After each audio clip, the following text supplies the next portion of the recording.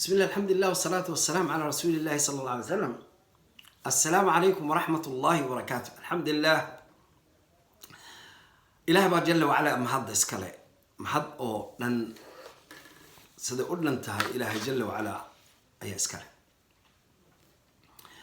اللهم لك الحمد صلي إيه صلوات كان نبينا سوبان صلوات ربي وسلام على إله جل وعلا إيه الكبر ينو كصلي نبينا سوبان صلوات ربي وسلام عليه. اللهم فصلي وسلم وبارك عليه وعلى آله ومن اهتدى بهديه واتبع سنته إلى يوم الدين. ما بعد ودرس جيني أفراد إيو يسدلات سدبال الله لدق ما جعلك سدبال الله لدق ما جعلك يقفك جعلك وقبته سديبو محنكو هذا وقلا مركا إن شاء الله تعالى موضوع عيني ما أنت دويد وحنك هذا الله الحمد لله اللهم لك الحمد قرتو دعيو قفكو كل دعيو انتو قادنيو iyo qaabku u dhaxay ayaanu qaadanay maanta waxaan rabay inaan insha Allah ta'ala xubbigu waxay laga sheegay inaan insha Allah ta'ala jacaylku xiyo ida markay yaala oo maxaa ku dhaaday ku qara waxay la yiraahdaa xubbigu waxa weey يعرف الحب على أنه مجموعة من المشاعر المعقدة. الله أكبر. وحوي ومجموعة ومحاول كل هذا جروب أما محاول كل هذا أن درينا بدن أو كوبن أو لسوكان أو لكن معايا ومعقدة وحوية وحو كينيا قفك أيو كينيا أن خلينا مخلخل بدن بو كينيا بالله الذي وحو تنجد عنها العديد وحوية كدرته أي محاكل هذه مجموعة وحا كدرته وصوص صار كصوص صار ما أنت جروب كاس درينا أكمل وحكسوا بحبل العديد من التصرفات والأفكار. هنا محاكل هذا وحكسوا بحيا أن أفكار بدن يوم محاكل هذا يفلل بدن أيها كسوا بحيا مرة لمركو قفكو حاجة على كل دعوة أفكار بدن إيو تصرفات بدن. احتمد أقول الرئيس وحوي سيدي السماء قفكو هدو قفك على هذا أن وحب بدن هي إنه آد فكر كيسو لنبا أيها بدل ما يقفك سعود كيسا جو كيسا وحيو لنبا جعالكي قفكي هديو كالصهر بحا قفكو جعلا إساقي قبي كيسا وحا كل عاي خلخل وخلخل يابقى أيها كل عاي من الدريمة يقفكو وحاوي قلبي مركو صوق قال مركان ني شاقي وحاوي أفرتي الريموت وني شاقي وأركتي دي مقلقا ساني شاقي كدبنا عقلي وآديا وكوكلا بحنيا كدبنا قلبي وآديا وانا قلبي ماشا وقدران مر الله مركي وقلبي صوق قال وقفكي مقعيسي إيه محاوة المامتيسي إيه هذا الكيسي أي صوق شماشا قلبي أي وحو بلابيا إنو جيركي خلخل قليو جعلك خلخل قلينا مركا وحنا لي ساسابو يو شيغي مركا هل كان وحو كل شيغي هذا نوحو ليه ما هو الحب في اللغة سيب محله يقنا لغة مركا نوحو شيغي حبك وعيدي يعرف الحب بلغة على أنه إحساس والضرين عظيم أو وين أو قوي أو هدنا أود بضن يشعر به المرء وحوي محاكل أنك الرجع أما قفت الدمر كامركو كله أيا السجع دريمي قفك لم دريمي بمعنى نوعي قفكي وجعلكو قبتي أيا دريمي قفكي وجعلكو قبتي السجع دريمي ما قفك اتجاه شخص ما قفكو جعله مركو أركو أيا وحي ما ليسا إنه قفك يسبدل كله وصاني شيء لبنا عبارة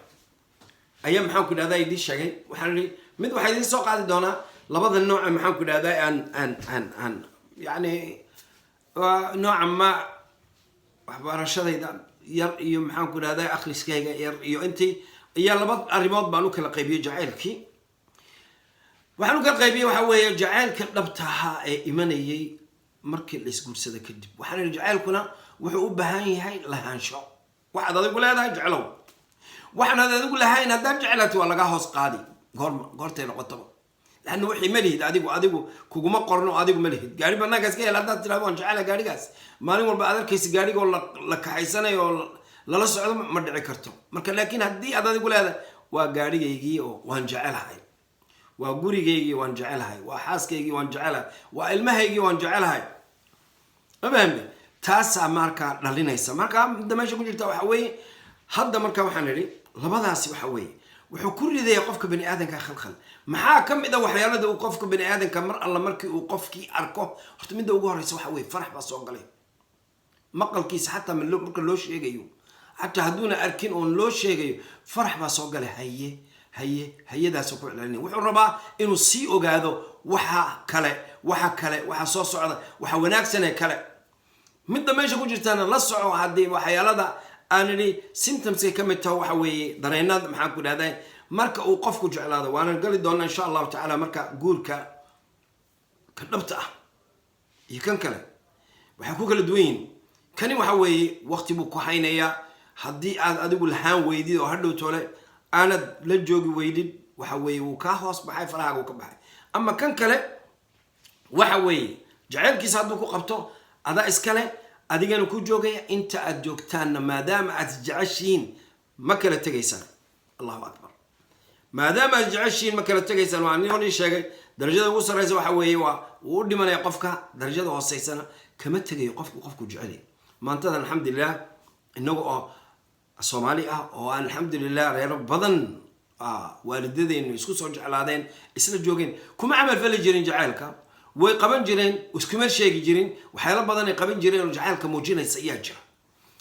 la joogo ammaanta ammaanayo waxyaalo badan ayaa jiraysay oo ay isku hayaan waxaana calaamad u ah la joogitaanka ay wada joogaan ayaa sabab u ah haddii ayna isjeclayn ma wada joogeen marka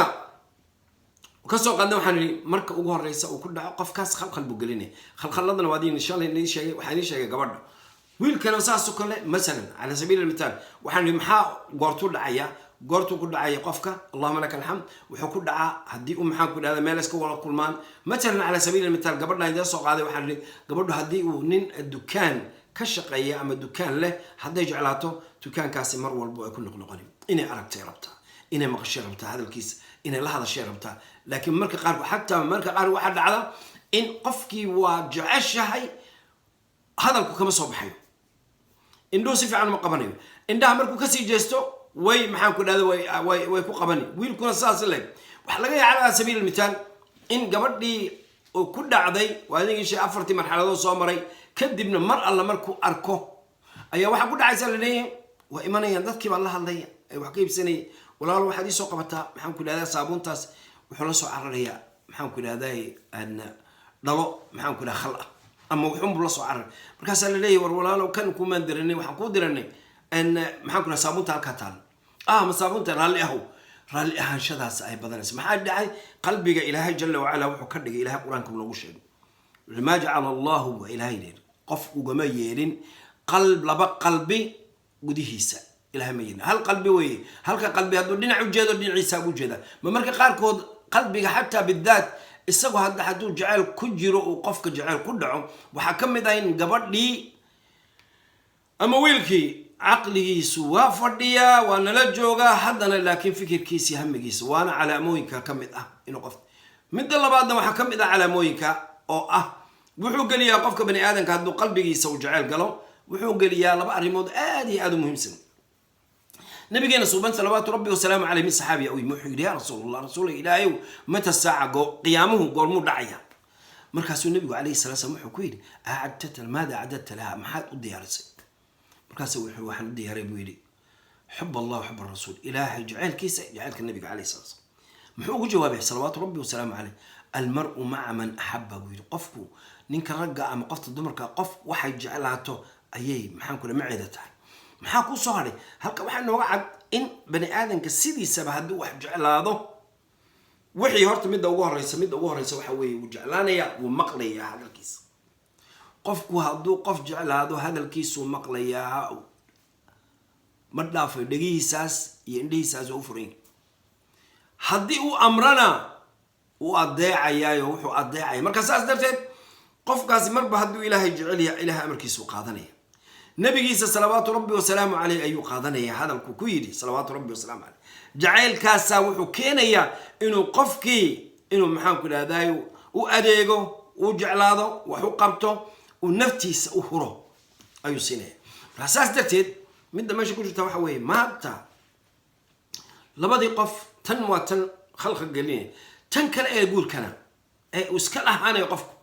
waxaa ka mid a maalintii loo sheegay gabadha layidhi walaalay wiilkaasaa ku soo doonay maalintii kadib ilaahay jalla wacalaa qalbigeed wuxuu gelinaya haddii ay tahay qoftii haddii ka heshay qofkii oo ay rabto oo ay ku soo dhacday in laana qofku bani aadanka ninka ragga ah qofta dumarka waxay ka fikirayaan markii gabadhu ay qaan gaadho wixii ka dambeeya waxaa ka fikiraysaa goormaan noqdaa haweeni hooye ah allahuma laka alxamd goormaan noqdaa hooye oo aanu maxaan ku idhahdaa ku camal falaa aanu hooye aan noqdaa oo ilmo koriya oo nin aan xaas u noqdaa arrimo badan baa ku jira maadaama ay maalintii u horreysay ay ogaatay qofkanna waa qofkii nolosheeda qaadi lahaa ay ka dhigi lahaa sharafta iyo ciziga iyo karaamada iyo hooyada meesha ay joogto maqaamkeeda siin lahaa ayaa waxay bilowday maalintii inay fikirkeedii ku bilowdo kadib wixii waxaad soo galay jacaylkiina maalinta ugu horeysa ee ninka raggaana isaguna sidaas leg wuxuu soo shaqaysanay wuxuu wax soo baranay wuxuu soo dadaalay intaas oo dhan inuu maalin noqdo nin rag ah oo reer maxaan ku dhahdaa maamula oo haweene guursada oo maxaan ku dhahdaa khayr oo dhan caruur yeesha intii ugu dhan ku fid maadaama labadii qof israadeen habeenkii ugu horeysay habeenkaas waa habeen waxa weeye midda ugu horeysa waxa weeye habeenkaasi waxyaalo badan oo qarsoon baa jira mid walba wuxuu ku dadaalay horta waxyaalada fiican positivekiisa oo dhan kalgacayl inuu tuso wanaag inuu tuso xishmad inuu tuso naxariis inuu tuso daryeel inuu tuso intii gabadhuna saasay leg kalgacayl inuu tuso daryeel inuu tuso ixtiraam inuu tuso ka warhayn inuu tuso intii oo dhan xishood inuu tuso maadaama ay habeenkaasi u tahay habeenkii ugu horreysay waxaan oo dhan oo qofka bani aadanka carada badan iyo maxaan ku canaanta badan iyo dagaalka badan iyo buuqa badan iyo waxaan oo dhan ma jirto marka fiilisa waxa fiican habeenkaasi in la dhiso nidaamkii jacaylka ah nidaamkaasi laanno habeenkaasi waa habeenkii baahida weyn ay jirta ee mid walba uu rabo inuu mustaqbalkiisa uu ku saxo inuu mustaqbalkiisa laanno marba hadduu jacayl qabto qofku marba haddii uu guursado guurkaasi wuxuu ka dhigayaa mustaqbalkiisii maanta waxay ka dambeeya qof kale uu ka warhaynayo uu maqlayo hadalkiis ama uu la soconayo ama maxaan ku dhahdaa ama uu daryeelayo ama uu naxariisanayo ama maxaan ku dhahdaa ixtiraamayo ama maxaan ku xidhiidhinayo ma jiro aanan ahayn qoftaas ayaduna saas in leeg qof kaloo aad daryeelayso ay kalgacayl tusayso ay u naxariisanayso ay ixtiraamayso oon ahayn odaygaasiba falidalik habeenkaasi dhowr arrimood baa dhalan dhowrka arrimoodna wuxuu ka dhashaa waa jacayl waxaa ka dhacaysa in maxaan ku idhahda mid walba afkiisa iyo cindhihiisa intii oo dhanba uu u yeelo limit xad hadalka markuu hadlayo wuu ka fiirsanaya gabadha markuu la hadlayo laanna habeenkii inoogu horreysay gabadhuna sidaasi leeg waxay fiirsanaysaa ay 100 jeer ka fikiraysaa intayna siin kahor maxaana ku jirta waxaa ku jirta hadalka ay dhiibaysa waa hadal ka farxiya ama ka qosliya ama maxaan ku dhahdaa ama nooca ma noloshiisa geliya nolol farx leh arrinka labaad waxaa qorshahooda ku soo kordhay in ay tahay qoftani noloshayda wixii ka dambeeya waxa iigu jirtaa oo number 1 iigu tahay waxa weeye future-kayga ama mustaqbalkayga ayaduna saas leeg waxay ku daraysaa future-keed iyo mustaqbalkeed waxaa ka mid ah mid walba wuxuu ku dadaalayaa inuuna kelmad uuna odhanin qofkaa dhibaysa ayaduna sidaas leeg wuxuuna ku dadaalayaa isaguna inuu qaldamin wuxuu ku dadaalayaa hataa qaladka ka imanaya qofkana waxyaalada qaar jacaylku uu qariyo uuna arkayn uuna ujeedin wax alla waxay ku hadasho ama ceeb ah noqoto ama wuxuu ka arko maalintaas waxa weeye waxba kama odhanay falidalik waa meesha ay ka bilaabmay wuxuuna ku soo darayaa qoftan inuu mustaqbalkiisa tahay wuxuuna gelinayaa in maalintaa wixii ka dambeeya ay tahay wixii ka dambeeya oo dhanba inay gabadhaasi ay mustaqbalkiisa wanaajinayso wiilkaasi uu mustaqbalkeeda wanaajinayo marka waqtigii baa iga dhamaaday insha allahu tacaala ilaa aan kasoo gaarayno darsigeena shanaad insha allahu tacaala ha iloobina inaad like garaysaan inaad subscribe garaysaan si uu idinku yimaado insha allahu tacaala jacaylka sidii loola dhaqmi lahaa wabillahi tawfiiq wassalaamu calaykum waraxmat ullaahi wabarakaatuh